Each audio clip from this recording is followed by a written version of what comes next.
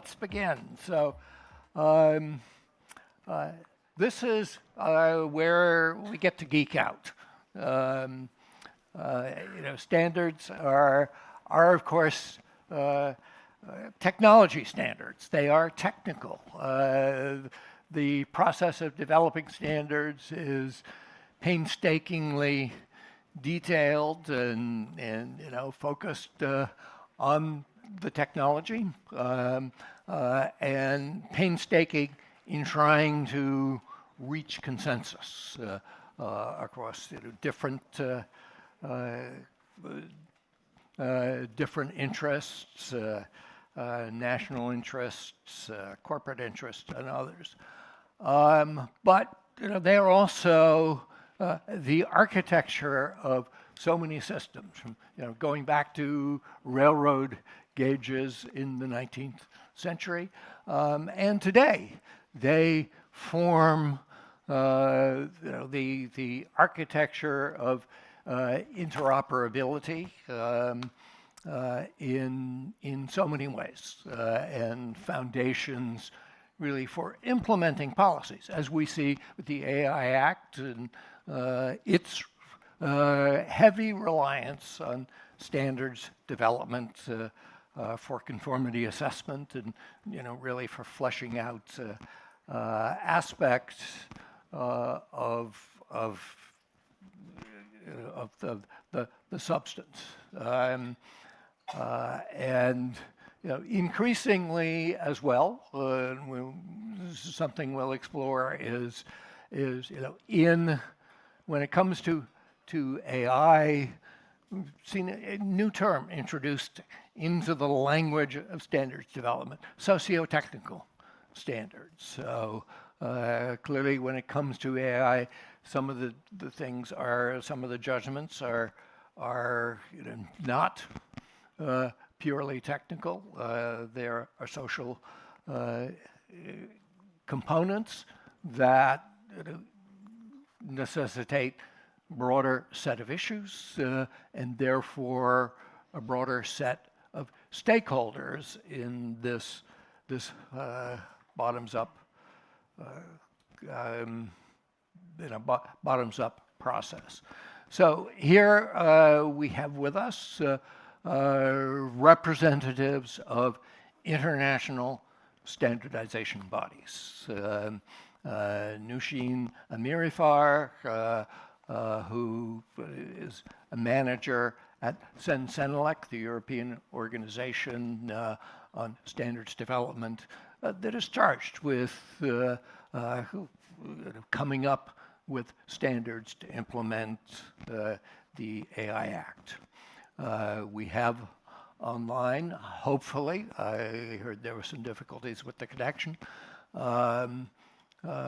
while William Diab, who leads the committee of ISO, IEC, JTC1, SC42, again, number soup and word salad is part of AI development. But this is the committee that has been leading on AI standards, a joint committee of the International Standards Organization and the International Electrical Commission, both organizations that have long histories in standards development. And we have Jean-Philippe Faure from IEEE. We'll ask him when he comes in, answer the question in the Sesame Street song. It's been in many languages, so hopefully some of you remember it. But three of these things belong together: Senelec, ISO, IEC. One of these things is not like the other. It's a little bit different composition and history. So with that, let me begin with Nushin. Nushin, I think you were here for the morning panel when Michael McNamara of the European Parliament said, we must interrogate why the AI Act standards are not complete. So, since NLEC has been working on those, what's your answer to Mr. McNamara? Thank you very much, Cam, for this easy question. I would like to actually start with that how I observed basically the standardization shifting in the last couple of years, because when I started the standardization work, and my background, I'm actually an engineer, that I started with low voltage directives, so meaning that, for example, for the compliance of the household appliances that you have in your house, a kettle, for example. So basically, the use of the standard, the use of the device, and the user of the device, and the misuse of the device was known. And the process, the technical aspects were coming from, for example, the known industrial sector, and it was very different dynamic, let's say. So the kettle shouldn't set on fire, and it was these aspects that we were addressing. But now, as you rightly mentioned, and I think last week or 2 weeks ago with the Seoul statement, it was really officially that mentioned we are in a shift of going from simple technical standardization to something much more larger. So in the work of the JTC 21, when we accepted the standardization request, because for those that they don't know, CEN and CENELEC and ETSI, the three ISOs, basically they are mentioned in the Regulation 1025, meaning that the Commission can issue a specific standardization request, and if it's accepted by the three ISOs, they have to provide this category of standards that they could support, basically presumption of conformity when they are accepted. And we already know that it's going to be a challenging one because the EU AI Act was still not adopted, so it was under the legislative discussions and negotiations, so we started in parallel. And a lot of things were not, let's say, that it was being discussed as we were going forward. And you rightly said that now there is these societal aspects that are important, especially, and that's what I said that from compared to what we used to do in standardization, we see this shift and this trend now that maybe it's a new dynamic, it introduces new dynamic, new aspects, new dimension to the standardization work, and that makes actually finding back the right stakeholders, involvement, being as inclusive as possible. For example, fundamental rights, before it was maybe only technical, now we have fundamental rights, we have NGOs involved, we have different type of stakeholders involved in standardization activities. We have lawyers, we don't have only engineers, for example, and what is important and what is difficult to achieve is the consensus, which is the main aspect of making standards. So all of this, it was difficult, and I think there were quite a number of challenges which probably led to this delay. And we are aware of it, and there has been plenty of discussions inside CEN and CENELEC how we can put in place some mechanism or accelerate the procedure. I think a lot of them were publicly known now, and there has been a lot of discussions internally how we can actually accelerate the procedure. But there is certainly this shift in this dynamic that is new, and it maybe we are now in this era that we need to take that seriously into consideration, and for sure for CEN and CENELEC and other standardization bodies that this became evident that we need to go towards this inclusiveness, we need to invest in this inclusiveness, and also another thing is that about the capacity building. So we know everything, we need to have new skills, some parts we didn't have maybe enough expertise, not because it doesn't exist in Europe, but because, for example, they are not trained to join the standardization, or it's not their priority, for example. Because at the end of the day, a lot of the work in standardization is done by volunteers, so it means that we need fundings for those people. The timeline that is given by the Commission is shorter than what we are used to, and it means that the experts should be working maybe more than their usual hours. So a lot of these small things that they pile up, for sure, a lot of lesson learned. And I say that there is a shift now, because more and more in the sector, in Sen and Senelec, we have standardization requests related to Cyber Resilience Act, for example, or European Data Framework, or for the Digital Identity Wallet in Europe. They all run against a very short timeline, or Digital Product Passport, for example. So there is this shift, the need for inclusiveness, the need for capacity building, and the need to maybe think about, and this is something in Sen and Senelec we're thinking, be more agile. What can we do to be faster? What can we do to be more inclusive? What can we do not to duplicate the work? Look around how we can work with the other SDOs, for example. And yes, so we are putting every measures in place to make sure that the standards will be delivered. Right. We'll come back to that. So Jean-Philippe, Nushin mentioned Regulation 1025, and for that ETSI and Senelec are mentioned for the development of EU harmonized standards, and that was true of the request for standards development that the Commission issued for the AI Act, which Nushin mentioned. So how does IEEE fit into AI standards development, and particularly your portfolio dealing with European standards? Okay, thank you for the question, and thank you for the opportunity to present a little bit what we do on AI. So for those who are not familiar with IEEE actually has multiple activities. Okay, it's not only about standards. So IEEE is the world's largest technical professional association with 500,000 members. And we have an activity of publication. We have a platform with 7 million documents published by IEEE, so to the scientific community. We also organize conferences. So we sponsor something like 2,000 conferences each year. So it means that every day there are 6, 7 IEEE conferences somewhere in the world. So these are two big activities. Okay, education is another one, and standards is another one. Maybe I don't know if it's a big one, but it's a big one. Yeah. So what do we do about standards? We have some popular standards, more about interoperability. And for example, two well-known standards are 802.3, which is the foundation for Ethernet, which, as you said, basically is really foundation for the internet, basically all data centers and so on, key standards for this. Another popular one is 802.11, IEEE 802.11, which is a standard for Wi-Fi.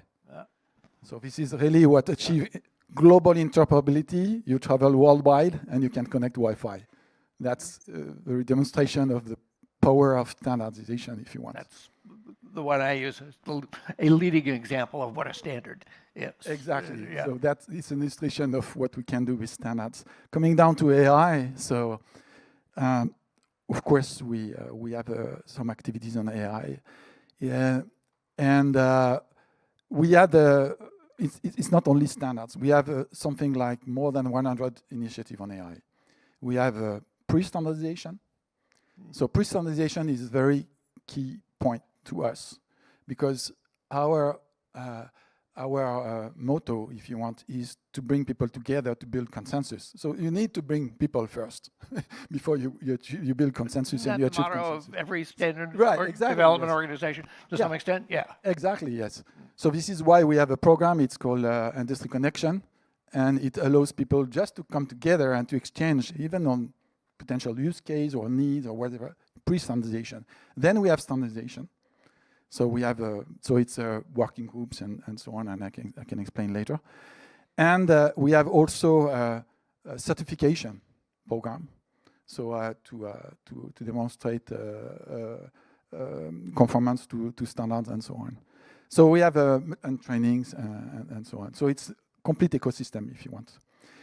Coming down to your question on AI and harmonized standards. So harmonized standards is very one particular category of standards, because it's related to the policy, okay? So to regulation. So if I take the example of Sense and Elect, so harmonized standards provide a way to show compliance with regulation, and specifically the AI Act on AI. In IEEE, we don't have this. Okay, let's be clear. All our standards are voluntary standards. Okay, the standards in IEEE, if you want, it's a different type of organization. Sense and Elect, ISO, IC, I'm speaking for a while, but it's members who approve the standards are member states, basically, okay, countries. Mm-hmm. In IEEE, it's not the case. In IEEE, the standards are approved by the members. So potentially we have, again, 500,000 members who can vote on one standard. Okay, we make a call when we approve standard, hopefully not all joined. And we have also a corporate model with more than 500 companies who can approve the standards.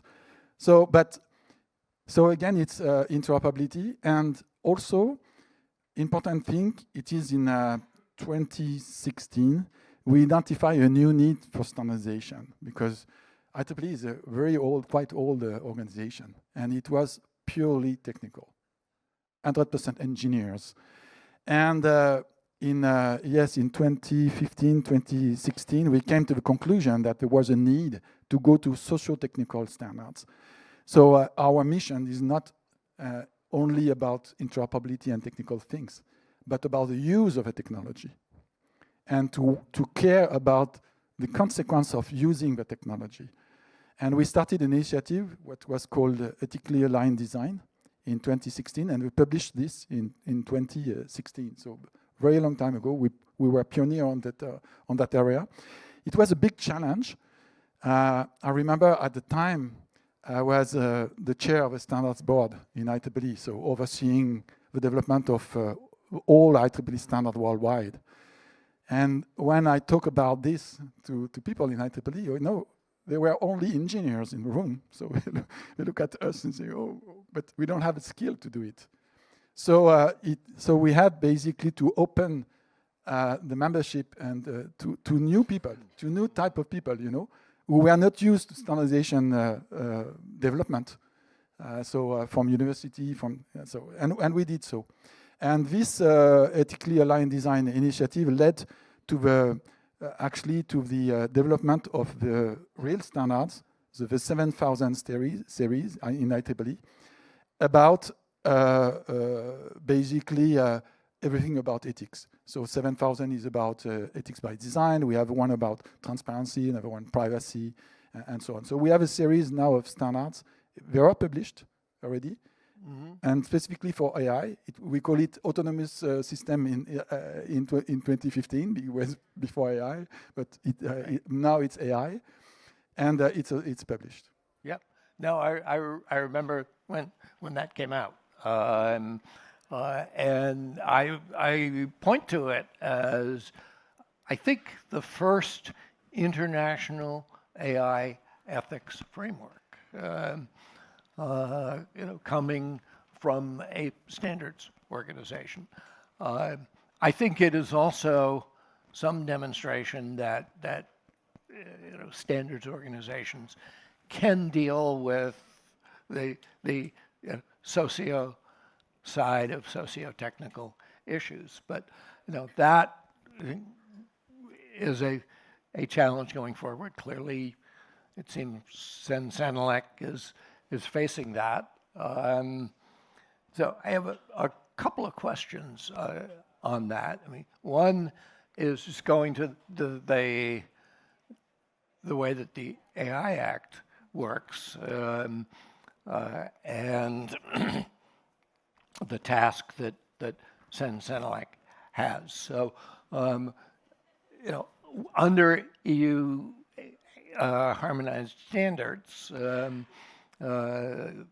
Sensenelec can look to ISO or IEC standards and adopt them. And I think, if I recall correctly, I mean, you certainly looked at those, and I think a few were adopted at the outset of the process. But the conclusion was made that, okay, we have to develop standards because the ISO IEC standards don't deal with fundamental rights, and that's a consideration under the AI Act and the task, the socio-technical component of what you have to do now. Now, you mentioned the Seoul Declaration, which is now, it's a declaration, I guess early this month, by ISO, IEC, Senelec was there. I think IEEE was a convener, but of the summit, I'm not sure it was part of the Seoul statement, but says that standards for AI, must deal with the socio side, must deal with rights. In that light, do you see the possibility down the road that Senelec could be able to incorporate ISO, IEC standards as EU standards more broadly? So for those that they don't know, maybe for Sen and Senelec and ISO IEC, we have a long-standing agreements. We call them Vienna Agreement and Frankfurt Agreement, which allows actually to work very closely with each other. Maybe a little background, all our members of Sen and Senelec are the national standardization bodies or national committees of each countries in Europe and beyond. And they are one thing is that all our members are also members of ISO and IEC. And in order, this Frankfurt Agreement and Vienna Agreements were put in place already for decades to avoid the duplication of the work, because the experts that they are in the National Mirroring Committee, they are also present at European level, but also at international level. So we have a mechanism in place to avoid the duplication of the work. And if there is some needs, for example, when it's globally market relevant, then we actually adopt the international standard. So that's a straightforward procedure for us. We do it in between Senelec and IEC, we have more than 75% of standards that are based on IEC document, for example, in the sector of electrotechnology. But in the case of AI, because this topic has been raised here and there very often, so this question is actually familiar to me. A couple of years ago, before the whole discussion comes, the Commission, when there was a proposal for EU AI Act, they did a gap analysis. Actually, the report and the result of this gap analysis is available publicly.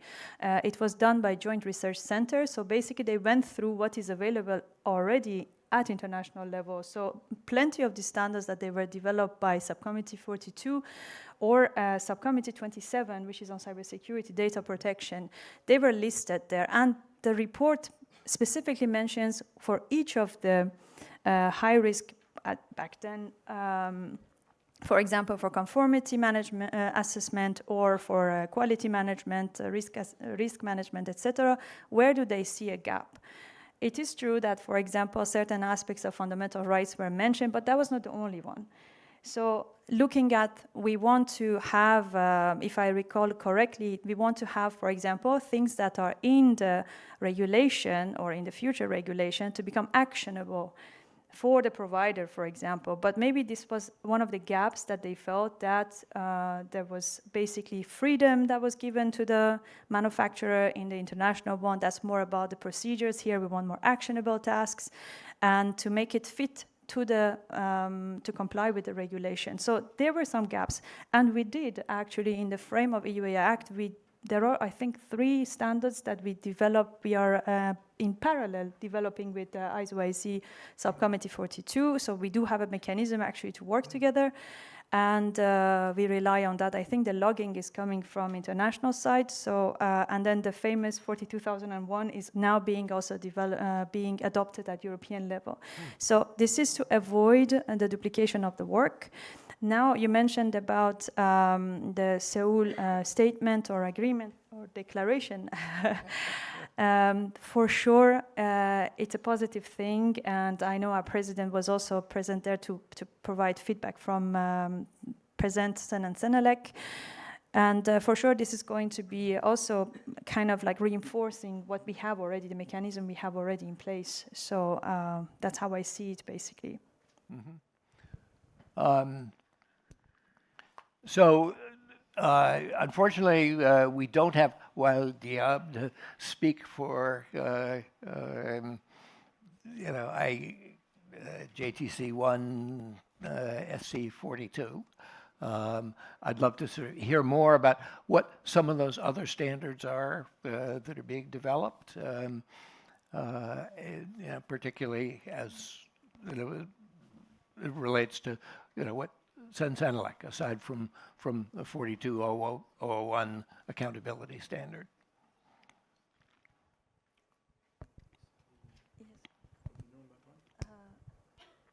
I will be speaking on behalf of the chair, maybe, here, but... speaking in terms of what Sensenelec is working on, and right. with So not everything that ISO IEC is doing. Yes. Just so things you're we collaborating. do have a close look on what is happening at Subcommittee 42. Like I said, our experts are present also at international level. So the European experts are present basically in both. And what we are busy with right now is basically about the high-risk AI system. So you know that there are different categories in EU AI Act, and the standardization request is basically on the high-risk AI system. Right now, what is on the plate and what our experts are developing is about the AI trustworthiness, for example, computer vision, conformity assessment, quality management system, risk management, and human oversight, all this that are mentioned between, I think, Article 9 to 15 of EU AI Act. And cybersecurity, I forgot this one. So in total, I think we have about 11 standards that we are developing, and it's been quite an intense, a huge commitment from the experts, a huge, extraordinary commitment from the experts. I believe that we have more than 200 experts in the JTC 21 from 25 countries. And I'm not mentioning about when you go to the mirroring committee, it becomes multiplied and multiplied. But these are basically the standards we are focusing on. In parallel to that, here I'm just talking about the harmonized standards in support of EU AI Act.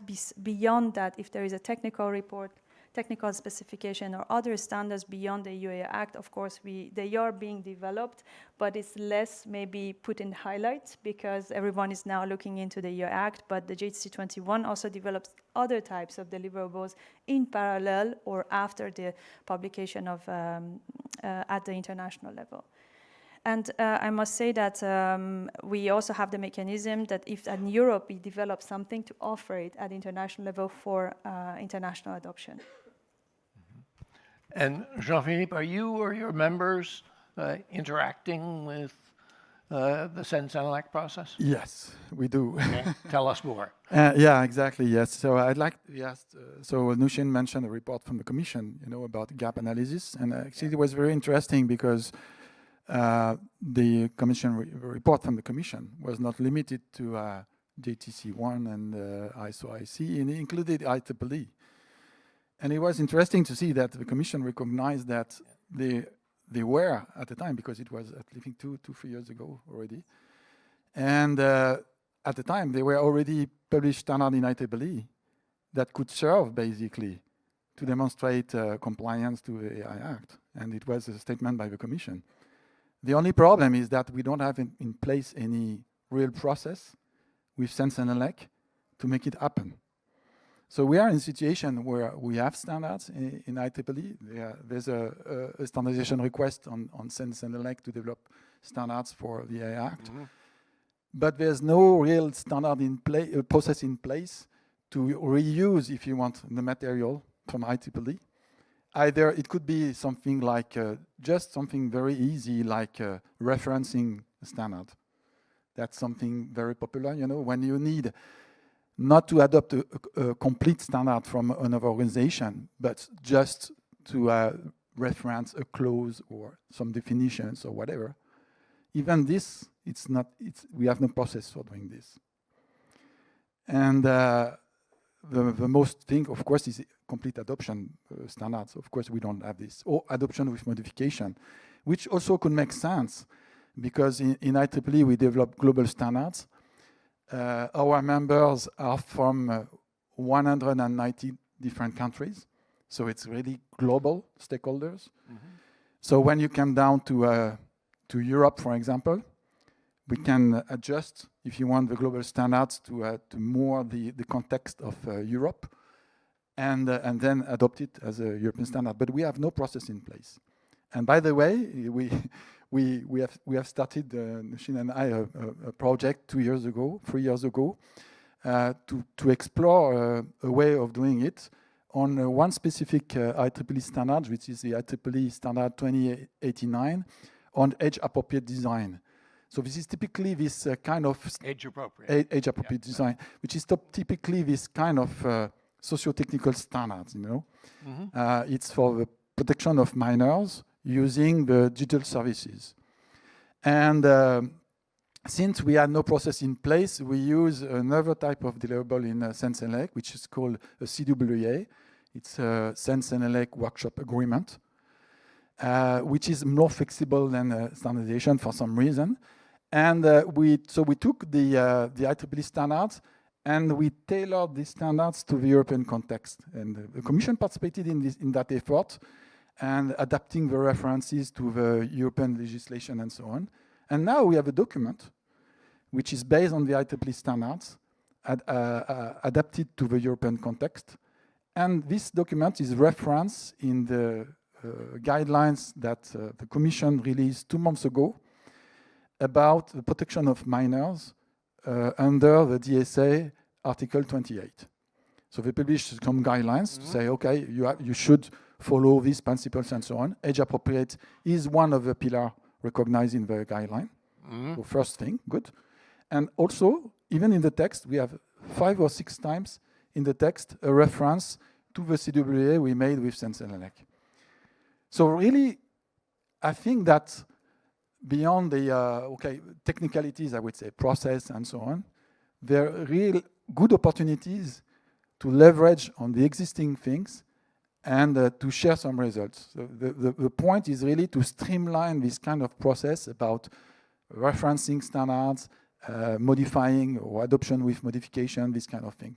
And it could really help to go faster, which is our and avoid duplication, of course. Because if I take on AI, there's another example. It's 7003 on bias, and it's been published 2 years ago in IEEE. And I know in JTC 21, some experts think that we can reuse it, but we cannot at the moment. It's the way it is, but we cannot at the moment.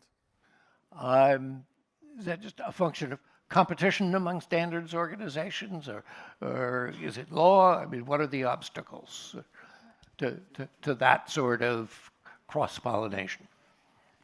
Maybe I would just say, yes, in the context, and Jean-Philippe, I let you also give your point of view, but when it comes to the harmonized standards, so Sensenelec, ETSI, and ISO IEC, and I'm thinking if ITU is in it, but I'm not sure. When it comes to harmonized standards, there is this additional, basically, assessment that is ongoing, and there are certain normative references that we can put, meaning that's acceptable.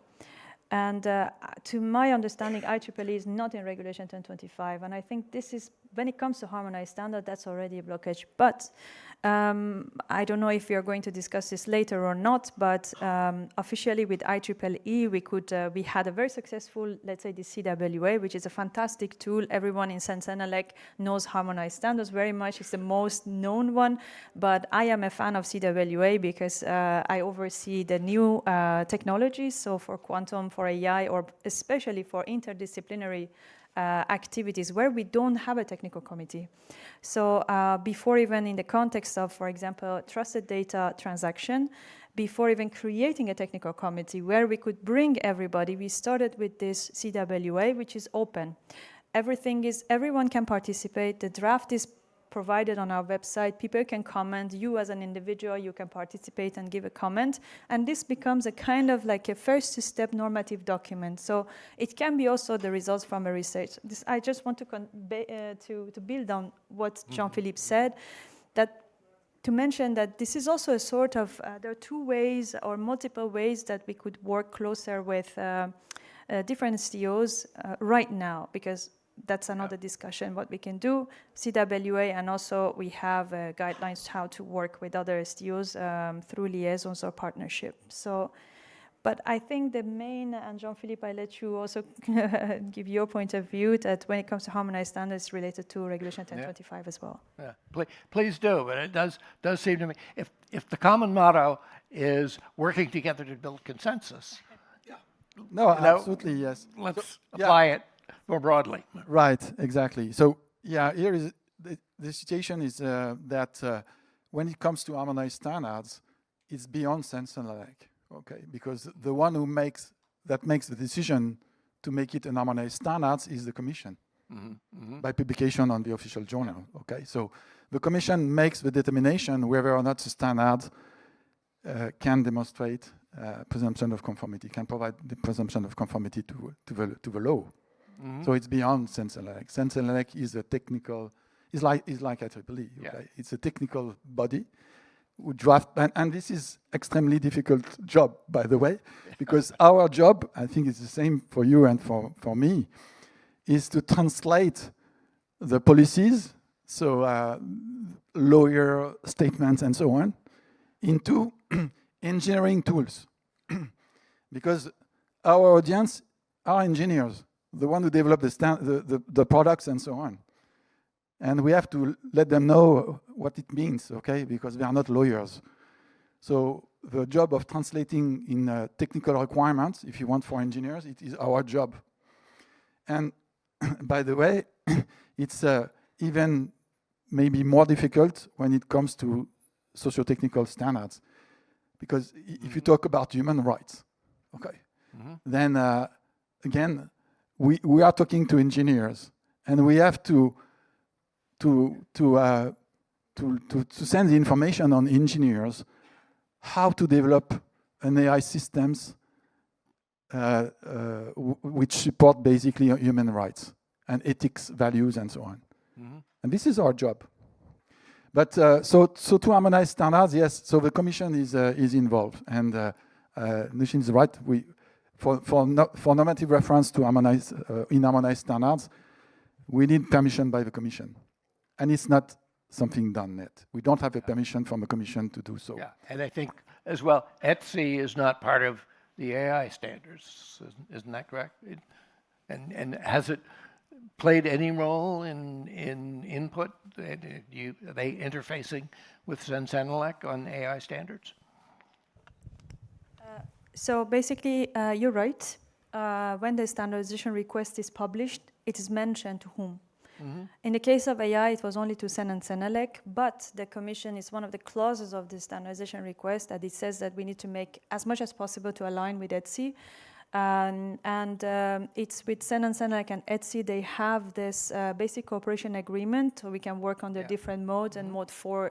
Mode 5 is a maximum, basically every document will go through approval of the 3 organizations, but in this case we are working under mode 4, meaning that it is a Sensenelec document, but with the involvement as much as possible. It's basically, there is no obligation on the number of contribution, but there is this mode in place so the experts can contribute to the work. So we are working on the so-called mode 4 of our basic cooperation agreement with ETSI, but they are not involved, which is the case, for example, for Cyber Resilience Act, and the standardization request is addressed to the 3 ISO. So Sensenelec and ETSI, 3 of us, we are working on this for the harmonized standards.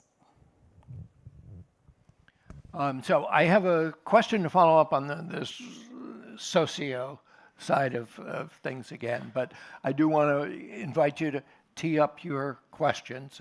I'll go out to the floor, but both of you have talked about the challenges of dealing with this broader set of issues. Nushin, I mean, you talked about the hard work that it was. You've talked about how that's been a source of some of the delays for Sensenelec, and that part of the problem is that you're dealing with groups, constituencies, stakeholders that aren't familiar with standards development and often don't have the time, the resources to sit at the table and go through those painstaking processes. In the research that I've done on this, I mean, it's clearly a message from civil society that we need to be at the table, but it's hard. And so what I have suggested is that in some measure, standards development organizations sort of need to develop an outreach arm, and really sort of need to develop the muscles of community and public and relations to kind of do the work of bringing those voices into the table and sort of acting as surrogates. Is that? I mean, you're nodding, so I'm encouraged. But does that mean you agree, or I mean, what do you see as the challenges? How do you do that? Can SDOs take on that kind of broader responsibility? Yes. Yeah, we do. We absolutely do, because this is a key point. If you want to develop standards, you need to have the right people. This is the basic need, basically. And so this is why in IEEE we use our conference. We also organize webinars, workshop, and we have multiple technical societies in IEEE, something like 64 different fields. We have also local communities in we have 180 countries. So and the point is to inform that people that something is going on. Mm-hmm. And we do that. And when we start, and if you want to start a project, or even if you want just to have an idea, you can reach out to IEEE, and then we reach out to our community. So we send emails and with calls for participation and so on. And this is for one end of the thing. But what is also very attractive, it's the other way around at the end of the process, and we work on this as well, is to the capacity building, if you want. Because once you have something, you have to train people. Because what is important is also for people, they participate in standard because they are interested in the result, in having a standard. And one of the purposes of standard is also capacity building. So we have a program, it's called Certified, and you can attend trainings, for example, on ethics by design, and there are some specific modules, for privacy, transparency, all these skills, and you receive some credentials. Mm-hmm. And then you are certified by IEEE that you attended the training and so on, and it's becoming more and more popular because the people asking for this. Because people ask to be trained in this, okay? Because, of course, in schools, they now integrated some programs, okay, on AI and also societal technicals, but there are many people already at work that are not anymore at school, and they need to be trained. So this is also what we do at the other end of the chain, if you want. So in beginning, to involve stakeholders, and at the end. Nusheen? So for me, if I want to say it, because we have seen this, and like I said, I see it also the same areas like for quantum technologies or for data, for CRA, all the new topics that are coming now more and more to our horizon. Having people on board that they are interested, they are invested, and they know the knowledge in a very short time frame that we are given, it's always challenging. This is the challenge we have. And so like what you said, it's not only about, of course, as standardizers, we provide some maybe program together with the commission, how we can provide some budgets, how we can fund the experts, but those are the experts that they want to contribute their time. and they want to learn.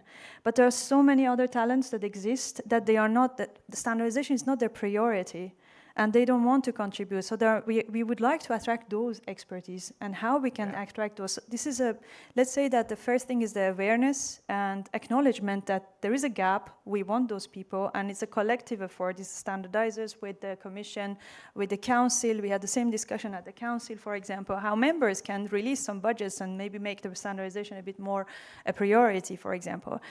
You asked about the inclusiveness and fundamentals right and humans right, etc. So let's say that maybe for us it was scattered in the past.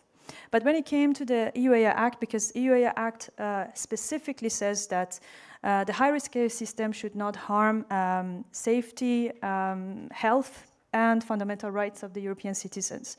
So it directly mentions about the fundamental rights. And then immediately we're like, so we need to make a better outreach.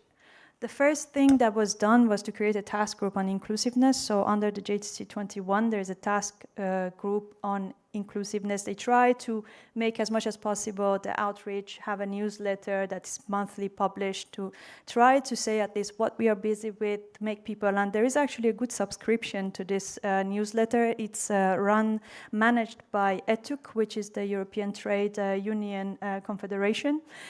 And these are the little steps, at least to raise awareness, to bring it to the radar of the people that might be interested, for example. And regarding the fundamental rights, we are trying to have as much as possible relation. And now we see that also the externals are willing to join. So for me, this is already, to some extent, a success, that they are interested to invest. But like you mentioned rightfully, that their resources is short. So if it's an NGO, there are only 3 people, and the timeline we have forces us in a way to work several hours per week. Maybe they would not be able to participate as much as they wish. So again, it goes back to capacity building, resources, and making it a priority, basically the standardization. Yeah. But we are not maybe at it our best, but we are getting better. That's what I'm saying. Thank you. Any questions from the, yes, right here, and then in the back. Do we need a operational? Wait for the microphone, and please identify yourself. And Yeah, I'm Mano. I'm a founder of a startup called RM Algorithm. So, do we need a operationalizable, standardized evidence harness to capture AI system behavior and generate comparable audit-grade logs for articles 9 to 15 and provider and differentiate provider and deployer shared duties without adding overhead? is that a subject of current standards? I'm so sorry, I need to repeat the first part of your question. Do we need a operationalizable, standardized behavior evidence harness? Because as the generative AI, the behavior, what the AI system does, do we need a harness to test that in real time? And then I would not be able to answer to that question. Yeah, sorry. So it's that does bring to mind a question that I had about measurement. I mean, we are seeing a number of different kinds of organizations coming into the standardization picture. I mean, not every standard comes from international standards development organizations. There are consortia, industry organizations, and others. We're seeing those crop up in AI. ML Commons now, which is producing a lot of the benchmarks that AI developers are using. So some of the things that I think go to your question. Yesterday, Wired AI Lab had a story saying that a number of major developers, Anthropic, OpenAI, Microsoft, AWS, and others, are collaborating now to do standards for agentic AI, something. So what do you see as the role of these kinds of organizations, and what are the gaps that they fill in measurement and other aspects of standards development? Yeah, that's a great question. Because we see that in IEEE, we have basically we started a new family of standards recently because until then it was more focused on development. Okay, so basically standards for developers, so processes to follow, how you develop your service or your system and so on. And we started a new series, which is a IEEE 8000 series. And the first one will be to measure, to measure the degree of trustworthiness, if you want. So this is a different approach because these standards will not describe processes to follow to do something, but to measure the result afterwards. So we expect, of course, that if developers use the other standards, they will have a good score at the end for the measurements. And we started this project. It's 8000 in IEEE, and actually it's interesting. I'm deeply involved in this, to be honest. And we reused the work made by the HLEG in Europe. You know, the HLEG developed the guideline for ethical, I don't remember the exact term of the full report, very interesting. And this report is referenced in the AI Act. And the AI Act, to make it short, says if you want to develop a code of conduct or any kind of things like this, you should follow the principle of the HLEG. And this is what we do actually in IEEE. So because we recognize that in that case, I think it's typically the case where we have a good deliverable from Europe, and we take it also, we leverage on this. So this is good. So you have the last question back here. Please make it short, and you'll have to give quick answers and give us your closing point as part of your answer. Your question, please. Thank you. My name is Annika, and I think I'm one of the few people in the room representing the culture and creative sector, and more specifically filmmakers and their rights and copyright, obviously very impacted by AI. I'm very happy to hear the issues of rights and ethics being mentioned. We haven't heard a lot about it today, and I think it's really important in this context. And my questions was for Jean-Philippe.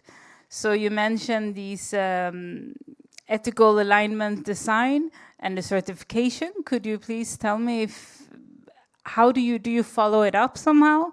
It's one thing to be certified through training, but do you know what the actual impact is by having the certification in the implementation of such standards? Yeah, that's a good question because it is a challenge, basically. Because when we talk about human rights or fundamental rights, basically, we are not empowered as a standard development organization to define what it is. Okay, it is not our role.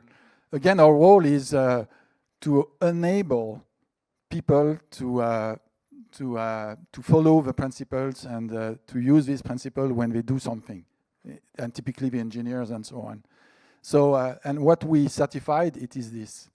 It's not something like, oh, you have a stamp that you comply to fundamental rights. This is not, we will not deliver that kind of thing. But our job is really to I don't know if it's to educate, but yes, to inform people how to take this into account. And when I talk about ethics by design, it is that from the early stage of development, even at the requirements, so if you're familiar with product development, you start with developing requirements. And even at this stage 0 of a project, it says that you should take in account the fundamental rights and human rights things. So this is what we ensure by our standards. Nusheen, the question wasn't addressed to you, but you get a chance to come in and say your last words. I think in that sense, we are being, at least for me, as a lesson learned, is that the awareness and acknowledgement that we would like to have more stakeholders involved, and what else we could do basically with that knowledge.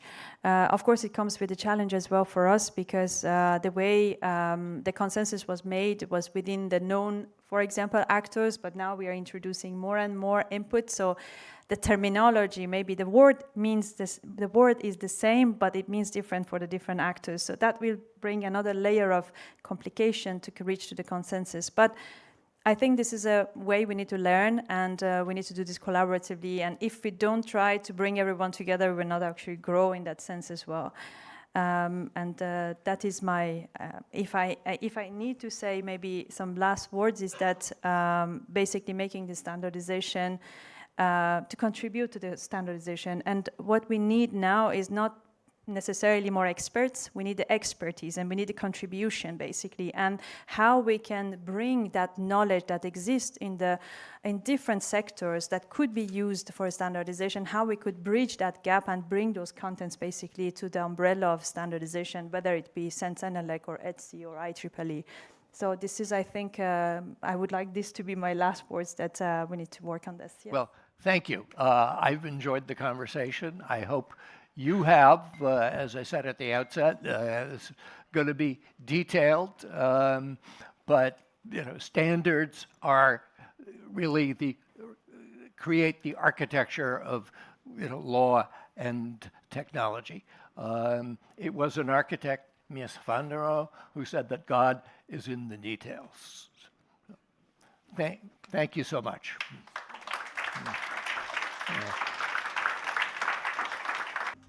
Okay, good evening. This is the session you've all been waiting for, the penultimate session of the day. A special award to everyone who stayed throughout the whole day, and there will be a treat provided for you just after we end here. But this is pulling things together throughout the whole day, and it's at this point that we go global.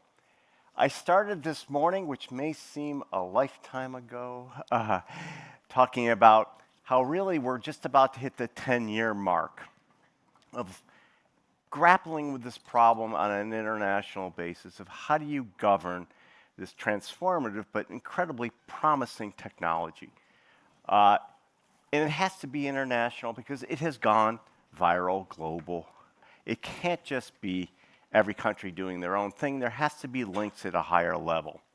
And we've seen, I think, reasonable progress in this area over the last 10 years.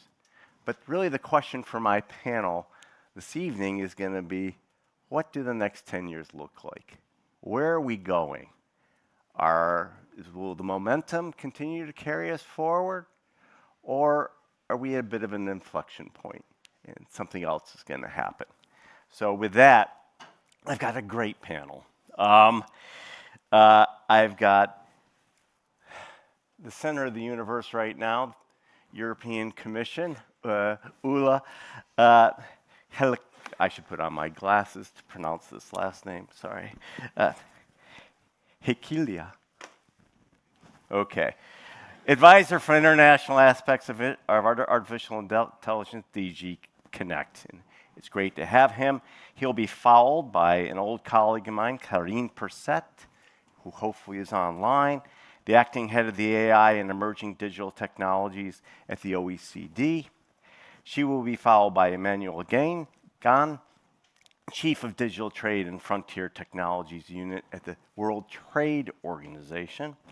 And so we have two IOs here, one who's been at the game for a long time, the OECD, and one WTO, a reasonably new entrant to the ecosystem that has emerged. We then have two policymakers at the national level, Christina Shimoda, the General Coordinator of Digital Transformation, Ministry of State of Science, Technology, and Innovations from Brazil, and Akifumi, better known as Aki Iri, Deputy Director General for International Economic Affairs, the Global Strategy Bureau, the Ministry of Internal Communications, better known as MIC, from Japan. And so again, Japan has been at this for a very long time. When I refer to 2016, it was in Japan that all this started. And last but not least, Aaron Kleiner, the head of public policy and governmental affairs at Atlassian, who will bring to us a business that is trying to make sense of this internationally and give us your point of view. With that, let me ask Ulla to kick us off and tell us kind of what is the latest from the European Union, particularly in this evolving international dynamic ecosystem that we're seeing. Thanks very much, Andy. And I should perhaps point out that the comment about the European Commission being at the center of the universe came from Andy and not from me. So don't forget this. So, right. So we actually engage internationally quite heavily. Because the impact of AI does not stop at our borders. They do not stop at the borders of the European Union or any other borders. So that's why we are involved in international processes. Of course, we have done a lot of policy work and also legislative work, which starts from our needs and from the objectives that we have set for ourselves to have AI in the European Union, which is appropriate. And of course, you all know about the AI Act. You all know about the shape of it, I assume. So it's the regulation which governs the use of AI in the European Union in a uniform fashion across the 27 member states. So what we have in place is a uniform rule set, which is not necessarily the case elsewhere.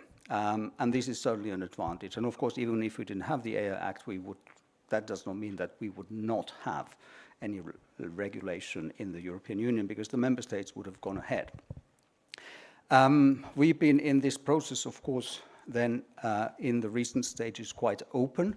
Also, I want to highlight specifically the code of practice, where we involved the code of practice for concerning the provisions on general purpose AI models. Think of generative AI. That's our term, the general purpose AI models for generative AI. And we involved stakeholders. Over 1,000 stakeholders got involved internationally. We also asked our international partners to be involved in that process. They could be observers in the process, but also submit comments. What we see from our perspective, of course, as I said, our purpose is to have the right kind of AI in the European Union, the kind of third way, as we sometimes call it, on AI. We want to shape AI that way. But we see also that that has found resonance elsewhere. Korea in particular and Brazil, I could mention as two countries which have adopted some of the aspects of our legislation, have followed a similar approach. Korea has, of course, already an AI law in the books, and it will become applicable at the beginning of next year, according to my information. So we have clearly sort of given some kind of an example, which has been then to varying degrees been adopted. But it goes beyond that, I think. Also, if we think of the Hiroshima AI process and the code of conduct and the guiding principles, there are a couple of aspects which have been included there, which are at the heart of our AI Act. So one is the risk-based approach, and also then the notion of trustworthy AI. So these concepts have found their way in other documents, policy documents that have been then drafted, developed internationally. So this is quite interesting as such, and they've also, you can also find them in the United Nations Global Digital Compact. The California bill, which was adopted this autumn, that actually has a lot of parallels with the code of practice that we have, so requiring transparency, safety reporting, and so on.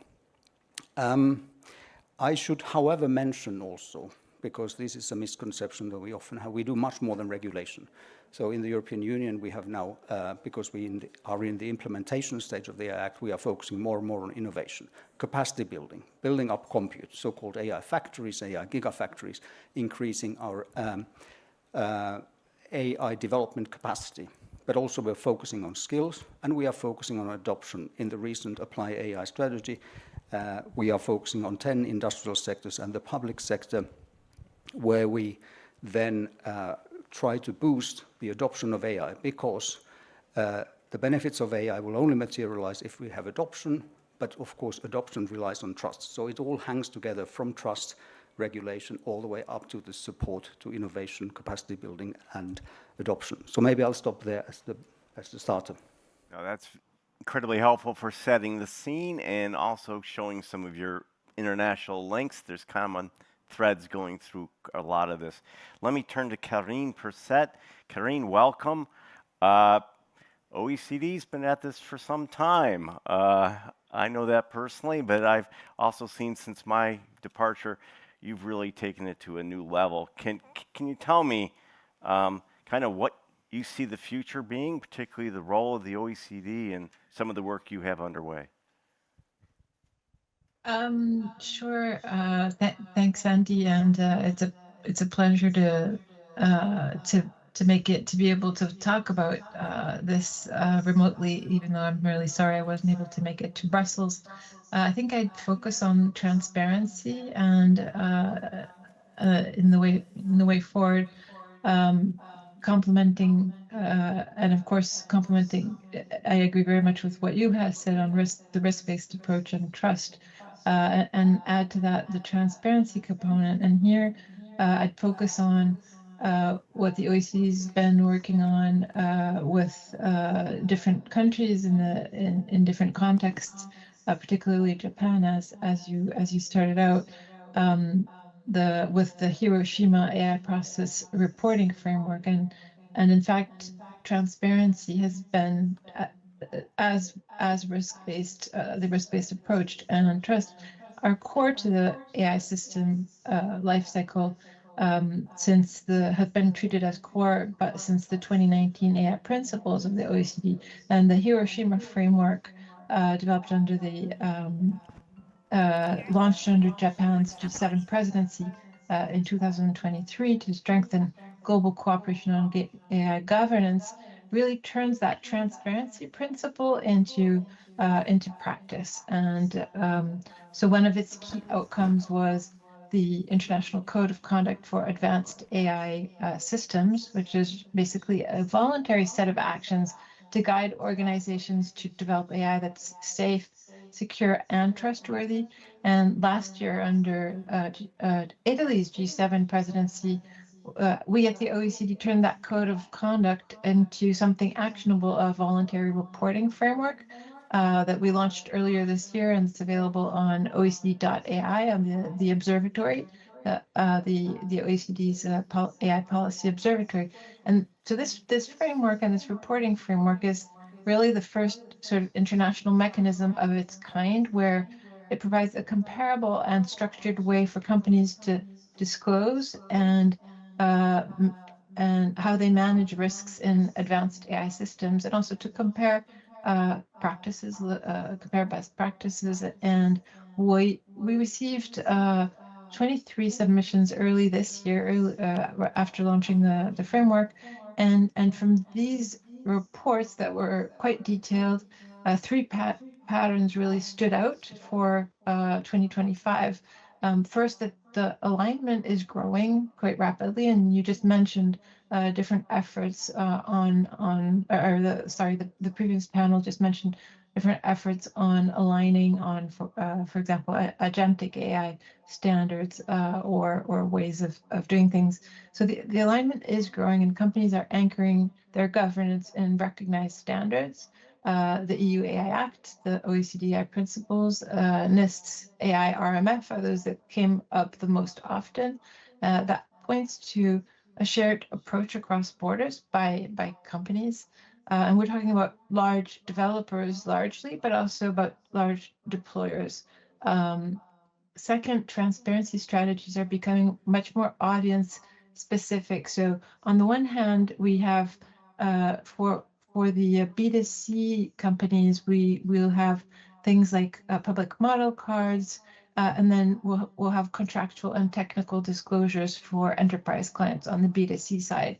So we're seeing that very clearly, and we're also seeing a lot more openness on incidents and on lessons learned from incidents and from incidents responses, which is a very healthy sign, and also sharing of that information, which is critical to learn from what happened to one company. It doesn't happen again, and to some people being harmed, doesn't happen again elsewhere. And third, we also saw that investment in safety is deepening with lots of companies partnering with researchers and civil society on explainability, provenance, and reliability, and showing a commitment to continuous improvement in a rapidly evolving context. So these early submissions provide a strong foundation, I think, for the evolution of the framework, which we're working on very actively. And our priorities are right now are one, broadening global participation in the framework,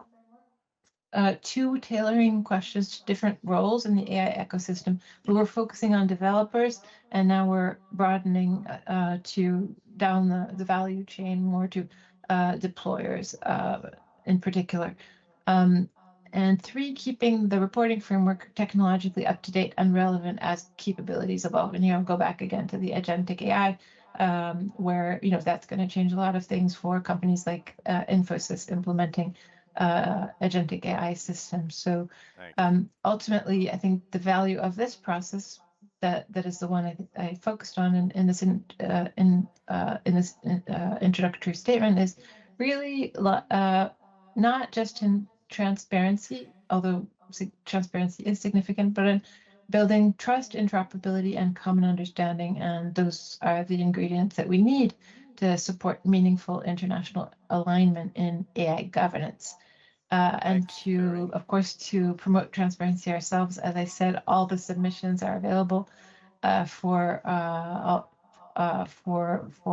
your reading online. Some of them are quite lengthy, but they're very interesting at transparency.oecd.ai. So I invite you to have a look.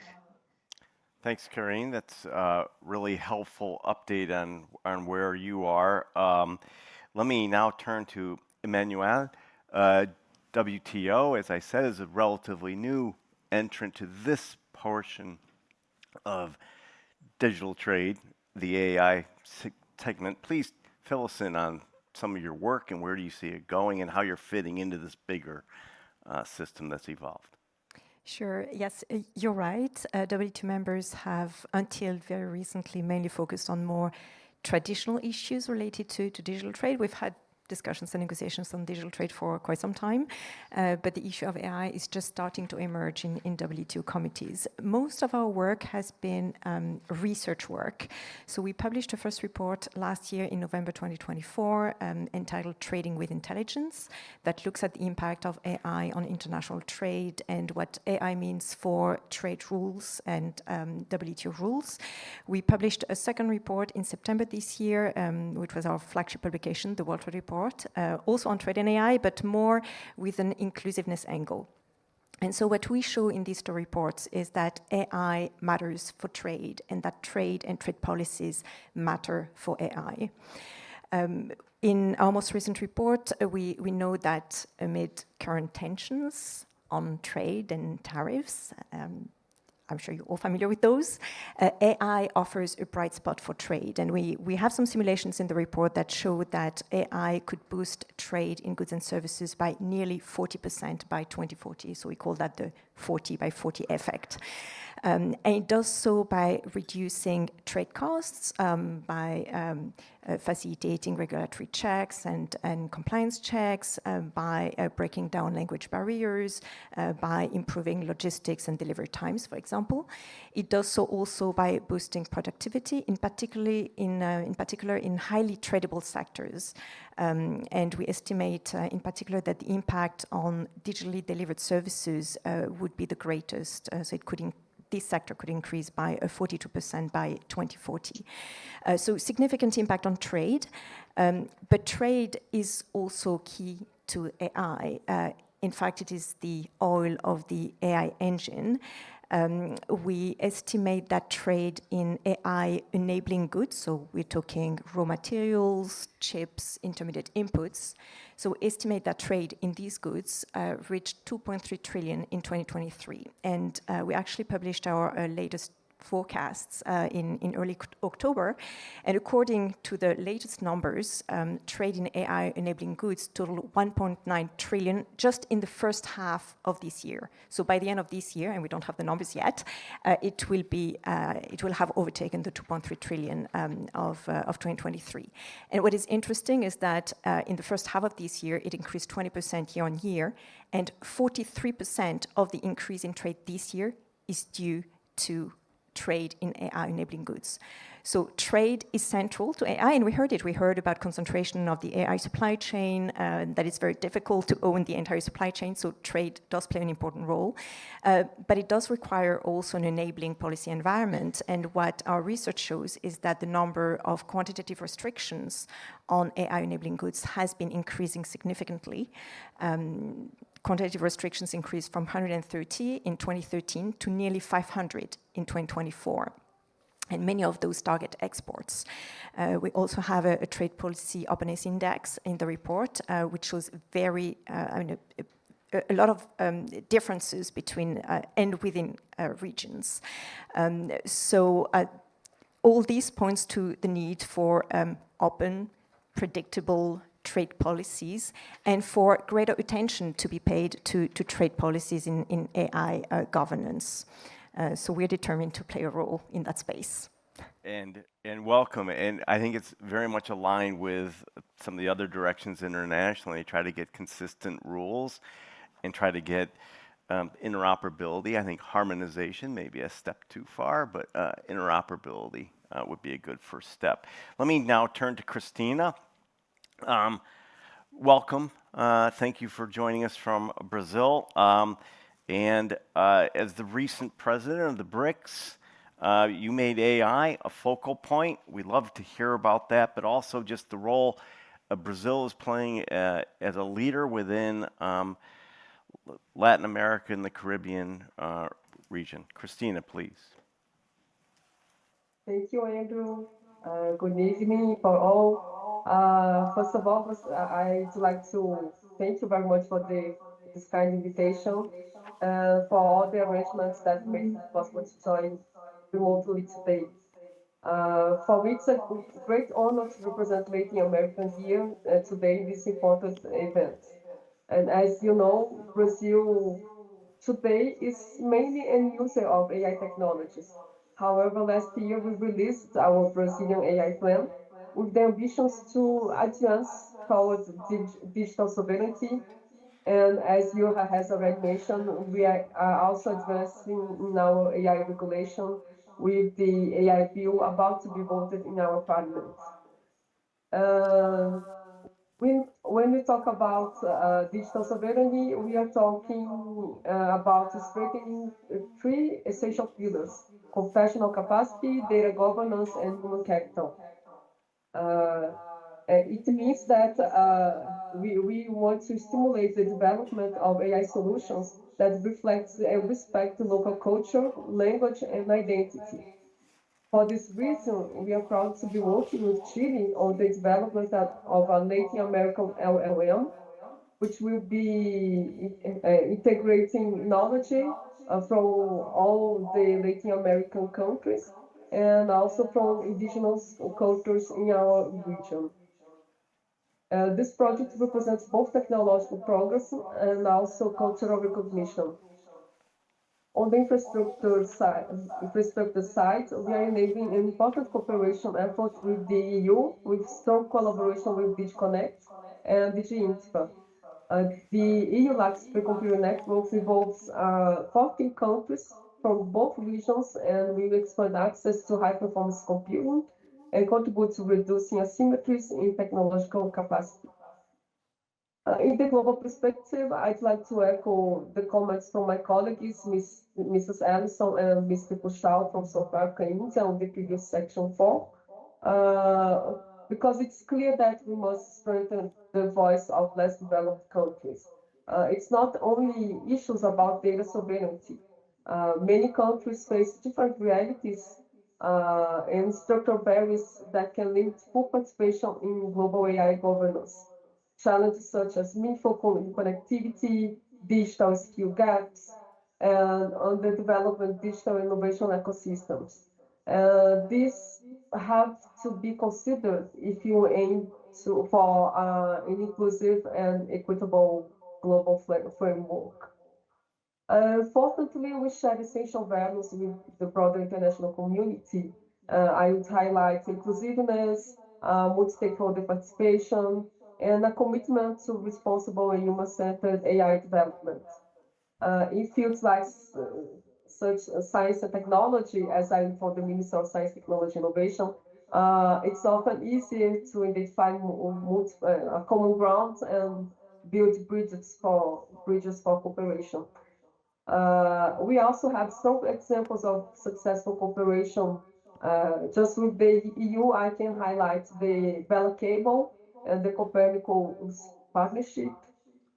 And as we participate in several relevant multilateral forums, such as BRICS, G20, and the GPA from OECD, we consider all of these forums great opportunities to address considerations that are relevant globally.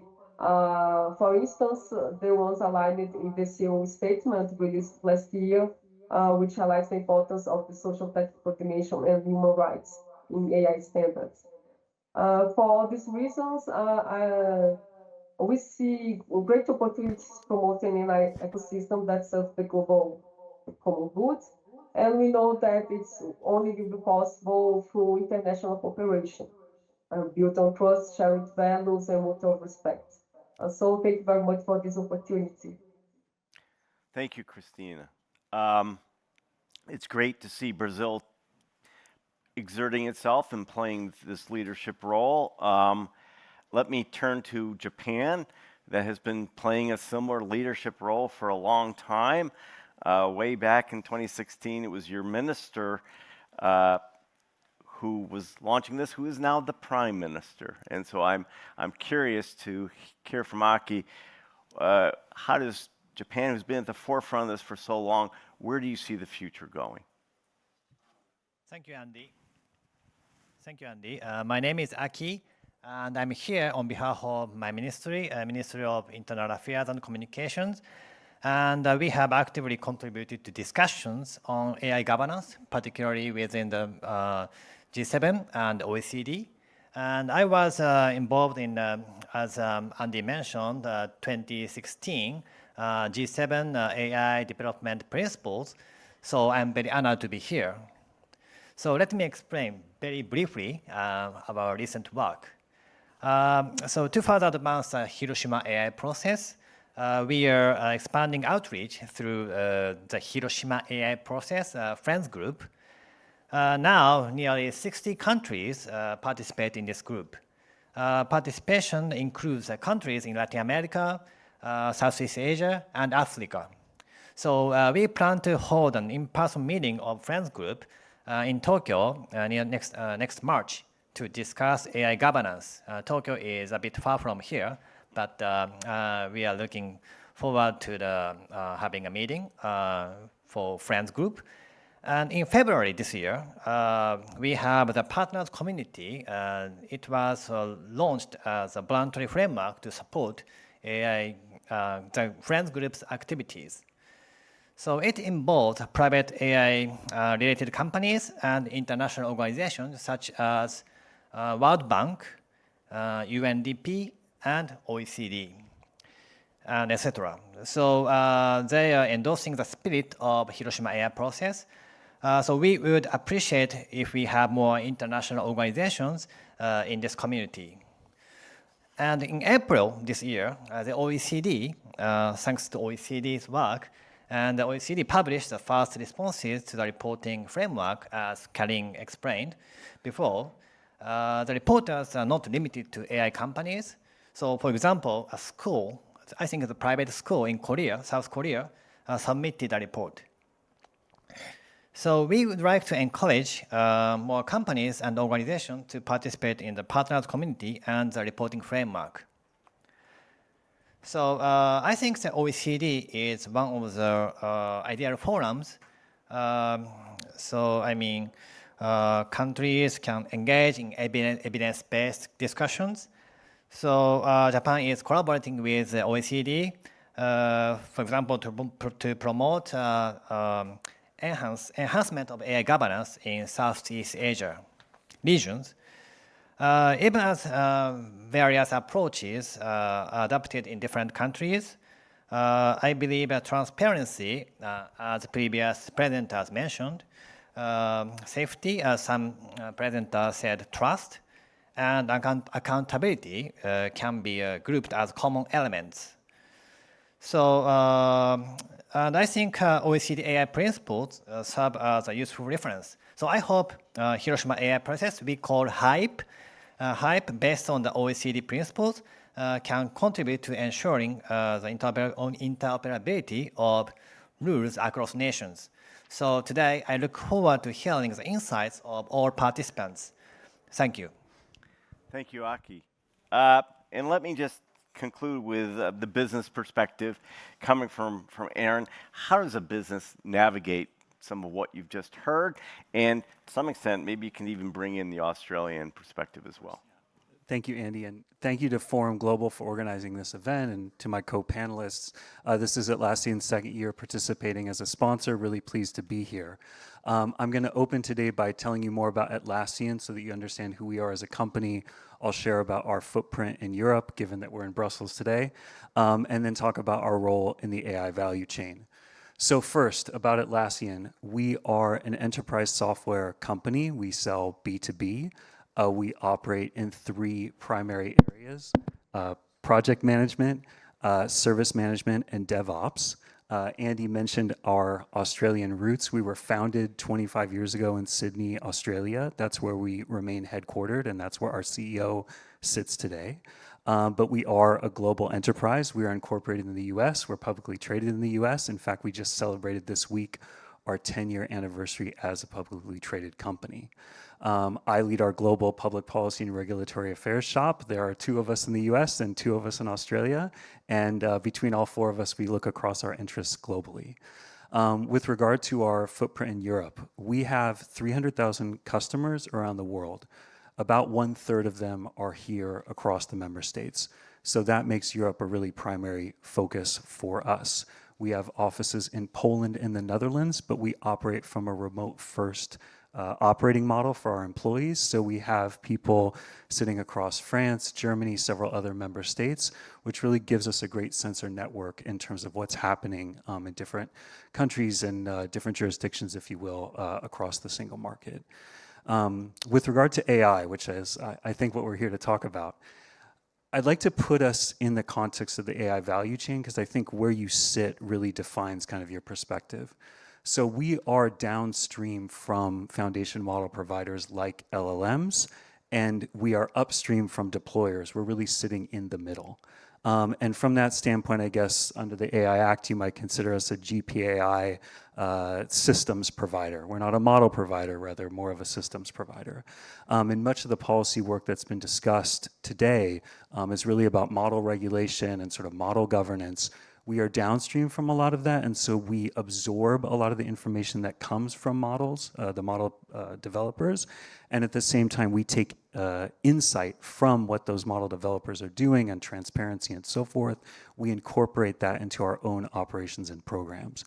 We have a responsible technology program within Atlassian. We lead that work from Australia, which I think gives us a very different perspective perhaps than leading it from, say, Brussels or from DC.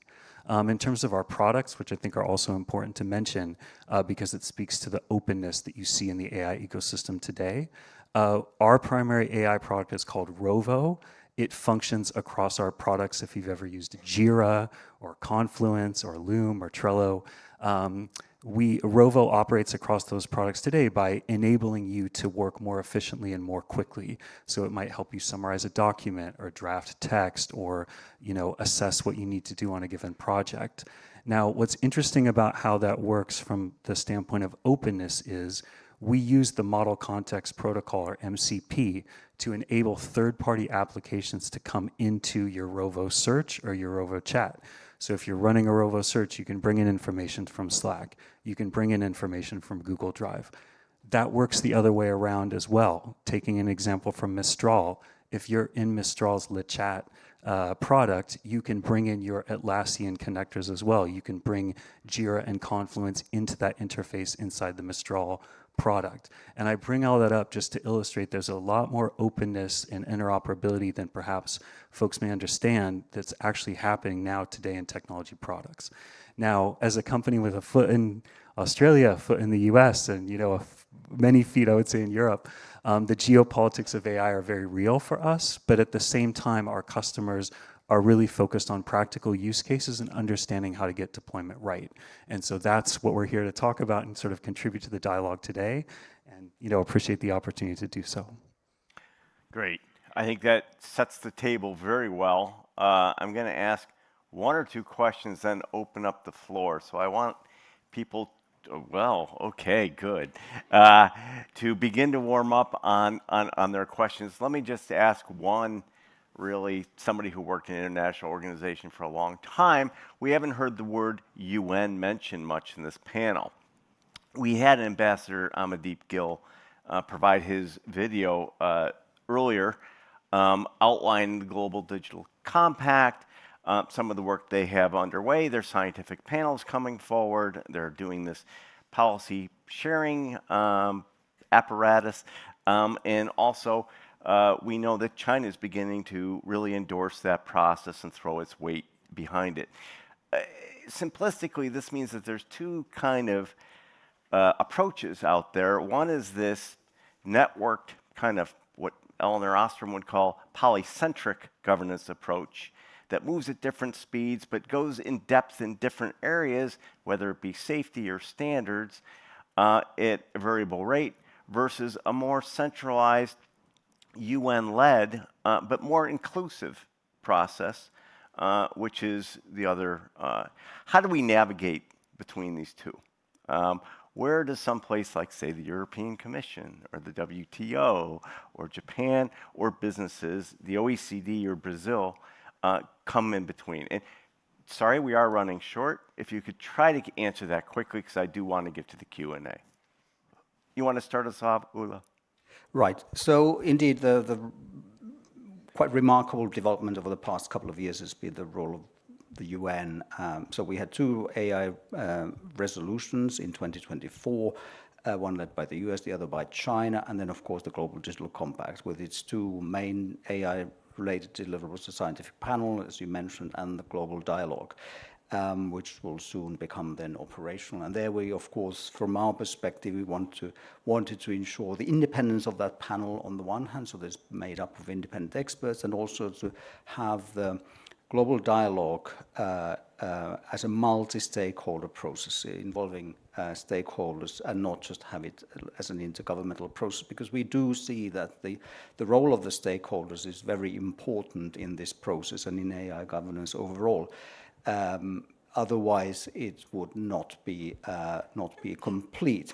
I think all these different processes, so G7, the Hiroshima process, which we have supported very strongly, and we had a big role in the Code of Conduct and the guiding principles, G20, the Global Partnership on AI, and the OECD now in integrated partnership.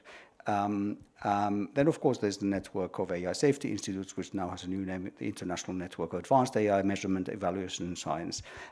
So all these have slightly different kind of foci. So that's, I think, kind of, as you pointed out, Andy, so this is something that is quite interesting. I think the navigation can be sometimes somewhat complex, because it's a busy landscape, and it has not got anything less than that. There are also the AI summits, which have not been mentioned so far. The Indian AI Impact Summit in February will be another even bigger summit than the previous ones, that the three that have preceded it. So there are these different strands. Of course, the summits also bring together a larger number of participants. But of course, the role of the UN has been largely advocated by the less developed countries, because there was this feeling that they were not maybe sufficiently involved in these processes. I think we often talk about interoperability, and by the way, the European Union is involved in all these key processes and in these key forums. We want to advocate our approach to AI, the responsible stewardship of AI, trustworthy AI, and make sure that AI works for the benefit of us all. What we often talk about is the interoperability, which you also mentioned. This sometimes is a tricky concept. It works at the technical level. It's a technical concept. But actually, when we talk about the interoperability of policy net frameworks, then we also wonder, okay, well, we have legislation in the European Union. What does interoperability mean? That would effectively mean that all the others would have to be compatible, and I don't see that happening. So we tend to prefer the word compatibility also in this context, because that has maybe a less technical connotation. Interoperability has very strong technical connotations. So, you know, different foci. There are contact points, of course. Some streamlining has happened, like the integrated partnership between the Global Partnership on AI and the OECD. That was very welcome, because that, I think, eliminated some overlap and redundancy in the process. But there's a long way to go to have some kind of unified framework. Thank you. Anyone else from the panel want to pick up on integrating in? If not, let me turn to the audience. I think, sorry, the first question's over here. Welcome. So please state your name and your organization and the question. Yeah, thank you. My name is Rima. I'm from McDermott. I'm head of AI and also overlooking AI compliance. McDermott is an international organization operating in critical infrastructure, basically building offshore plant, petrochemical plant, and so on. Atlassian, it's one of our enterprise software, of course. And we're looking on the AI Act. We're looking on the high-risk AI, which are going to be enforced next year. And we have a big question in our mind. First of all, our application of the products based on Atlassian or any other enterprise software might transform it from the general purpose to high risk. In this case, we are, from AI deployer, can become AI provider of high-risk product. And then my question is to you as an enterprise software, do you have any plans how to support us, in this case, big corporations, how to follow like all this Annex 4 documentation or whatever, like, because it's a lot of IP also, which we think that you might not able to share or you don't want to share. Yeah. Yeah. First, thank you for the question. And let me say there's really nothing like a public customer conversation about high-risk AI. So, you know, join me. A couple of things. So with regard to high-risk AI, we've taken a few steps. And maybe I'll start by saying, in terms of the AI Act and the various delays in implementation, what we've done to sort of get ahead of that is we were participants in the AI Pact, which was an open, voluntary sort of self-reporting process that the European Commission ran. We were very pleased to have participated in it. We actually organized our own event a couple months ago to launch our report, which is available on our Transparency Center and describes our commitments there. But specific to your question about high-risk AI, in our acceptable use policy, we have updated it such that we are definitely prohibiting use of our AI services in any high-risk environment. We are also putting and have put technical controls inside of Rovo to ensure, or at least do our very best to ensure, that people cannot use Rovo for high-risk purposes. Now, that said, the conversation that you and I are having is a little bit abstracted, perhaps, from the use cases that you're looking at and what we might be able to do to enable it. So what I'd really like to do is follow up, after this conversation to make sure that we can discuss what you're trying to do and whether we might be able to help. Thank you. Thank you. I think we have another question from that part of the room. Welcome. Good afternoon. My name is Emese Savoya-Kerti. I'm the Data Protection Officer of the European External Action Service, so like the Foreign Affairs Ministry of the EU. And my question is a little bit more global, since the title of the panel is more like the international order. So a little bit on the international scale, how we can somehow embrace with the opportunity and huge opportunity of AI social inclusion, helped by all these initiatives that you mentioned, but maybe a bit concretely, if you can address the question how we can somehow make it available really for all the groups, not only young, but also elderly, and somehow with this initiative to get closer, to move forward a little bit in the optimistic way and not always see only the challenges. Thank you very much. It's a great question. Let me see if our two virtual guests, particularly Christina, might want to pick that up. I'm just really familiar with the 2014 landmark Brazilian law, the Marco Civil. But Christina, do you have any thoughts on how to get better social inclusion around AI? Yes, thank you, Andrew, and thank you for the question. I think there are some challenges that are common challenges around the world, like how to include the elderly into the digital transformation and make them use AI solutions. And it depends very much of the value that they can realize from this technology. And for example, here in Brazil, we know that we have a high number of connectivity in urban areas, but for some public services, the elderly don't use cell phones, for example. And how it's not possible to make them use AI in this context. So it depends. I think this is the case when we have to think locally. You have global technologies, but you have to think locally to just make the changes that make sense for the reality of these people.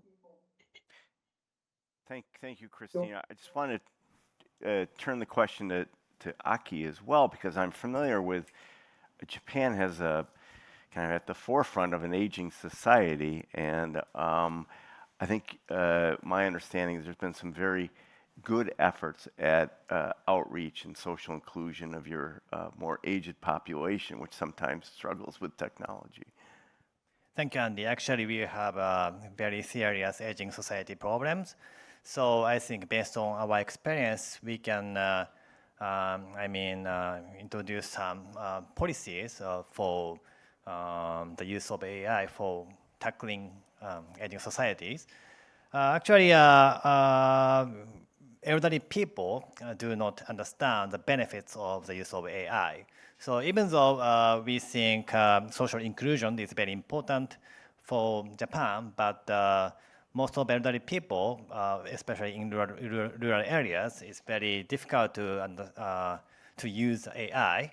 So the government,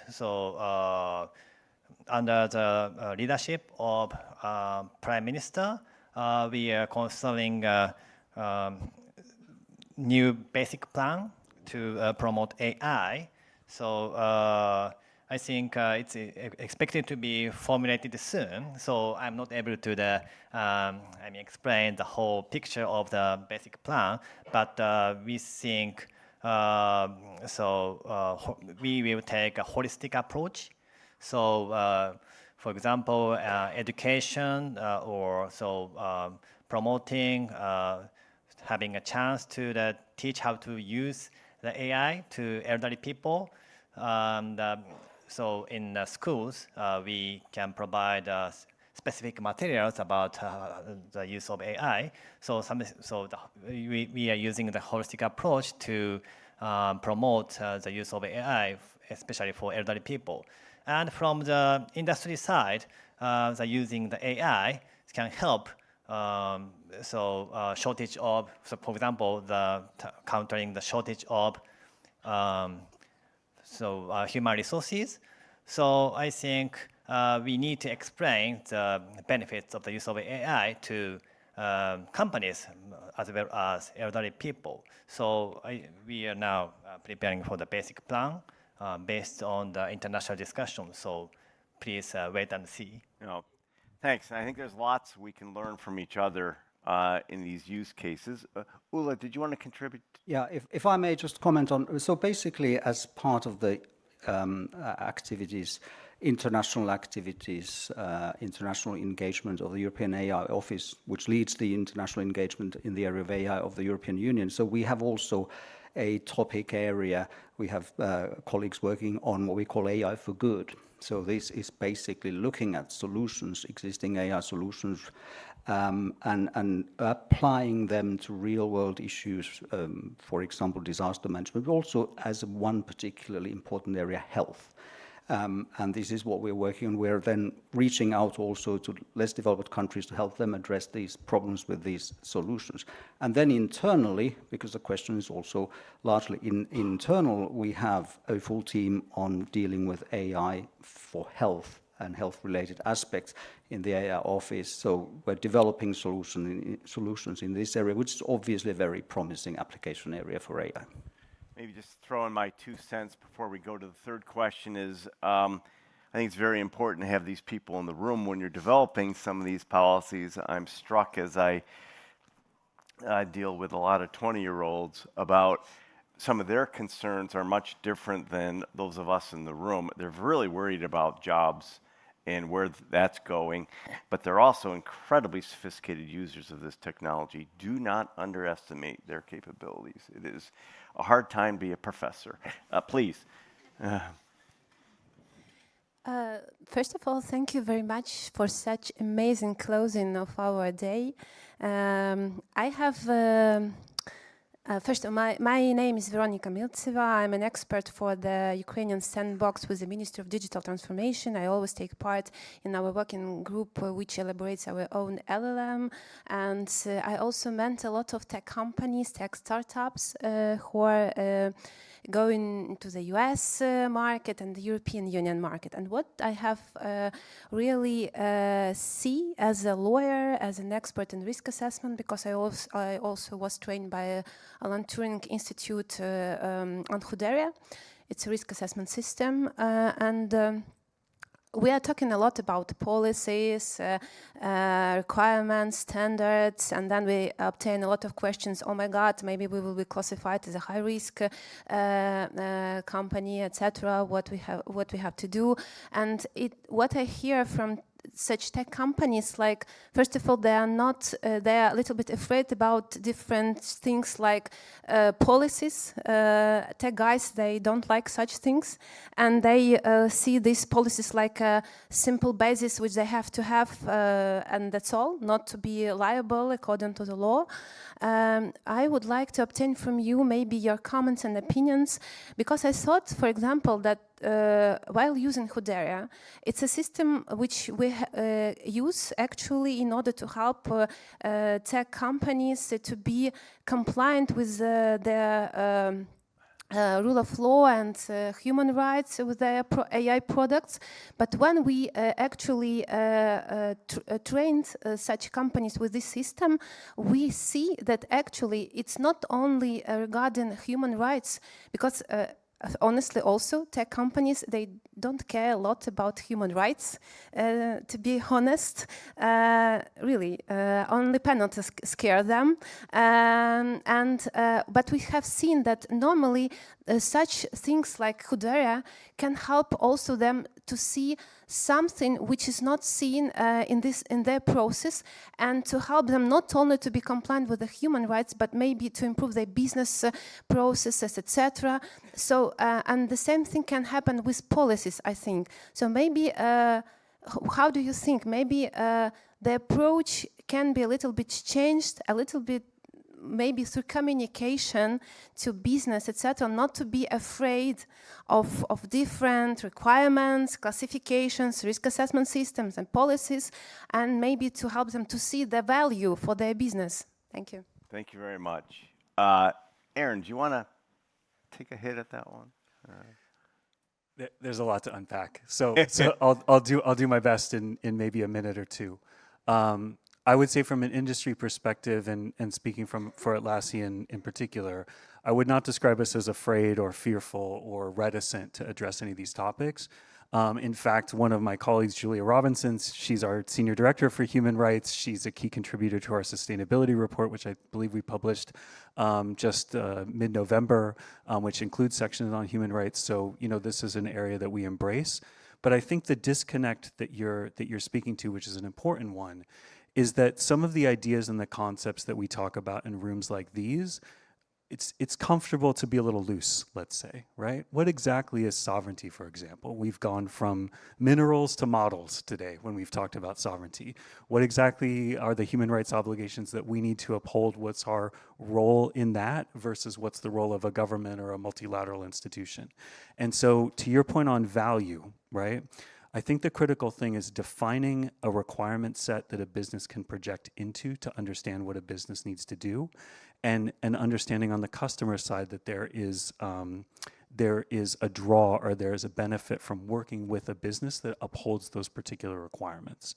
But my focus on the precision or the need to really clearly define what's expected is because ultimately when I take those requirements into my colleagues, including with my human rights colleagues, we need to turn to people who are making trade-offs every day about, am I going to uphold this framework, or am I going to go earn this third-party certification or audit for a technical requirement, right? So I think from that standpoint, these are concerns that we're very open to. I feel like they're concerns that we work on, where I think there may be a disconnect is between expectations and requirements, let's say.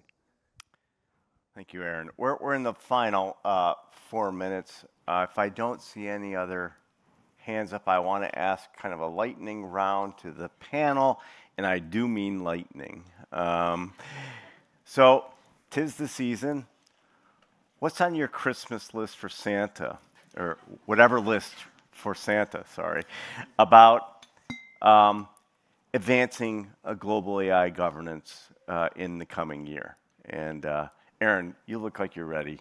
Or maybe I'll turn to one of the online participants. Karine, you've got children at home. What is yes. Santa going to bring in terms of AI governance? A bunch of things. I won't get into them. I think that we've had a discussion on development and the different regions and different needs in different regions, and that's something we're working on very actively with at the request of our members, particularly of Brazil, of Costa Rica, of India, and so we're building a toolkit with regional sort of. I'm just back from Costa Rica from a Latin American workshop, which was really identifying specific needs, regional needs, or specific characteristics or advantages in different regions, and we're working on the African Union on a third workshop there. We're working on the ASEAN region with the strong support of Japan, of course, and as well as the MENA region. And so we're working on that very actively since the merger with the Global Partnership on AI, which made the OECD a much bigger group. But that is really it has become core to our work. But in terms of governance and sort of I think here we're really focusing right now on the Hiroshima reporting framework, especially as we approach India, and we're really focusing on the need to turn those high-level principles into what structured ways that organizations can actually work with checkboxes. What do you mean exactly? And how can this help you? How can this help you manage risk? Benchmark yourself against peers and learn from what others are doing. So that's the real value. It's not the end goal, but the foundation for trust. So that's kind of our Thanks, Karine. Christmas Sounds list. like Thanks. you're delivering presents more than accepting them, which is really nice and generous. Christina, quickly, what do you see as the thing you want most for 2026 on global AI governance? For me, it would be the strengthening of the multi-stakeholder process with any mechanism that could provide a real strong participation of the civil society and the academia into the decision-making process of the AI governance. Yep, thanks. Panelists, who wants to be first?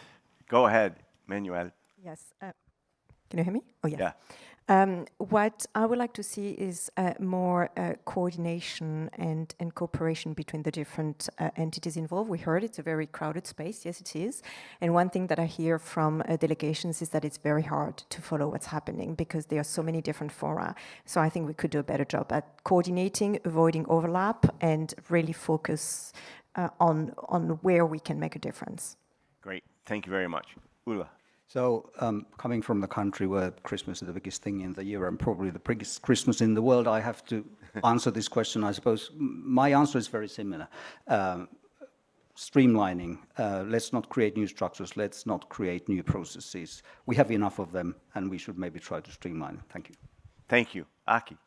Very briefly, I would like to echo to presenters, and I think AI meetings everywhere. So I'd like to more, compatibility or more collaboration with among international organizations and other stakeholders.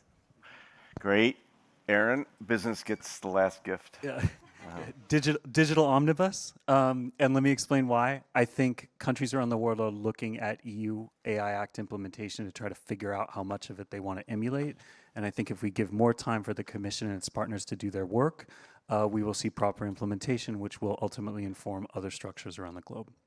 Thank you very much. And let me, with that, please thank this final panel. And it's my esteemed pleasure to welcome Carolina. And really, I think it's time to give a thanks to Global Forum for all they've done today. Carolina and her team have organized a great event, and it's been a great day.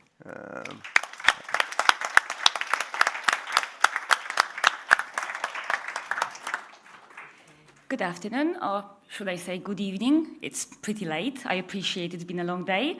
I'm Karolina Stankiewicz, and I represent Forum Global, the organizer of this event.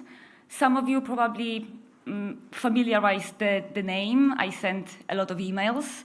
I like to over-communicate.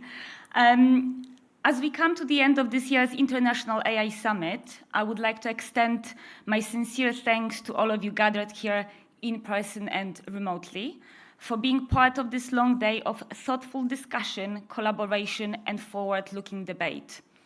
I would also like to take a moment to recognize and thank our sponsors who have helped make this event possible.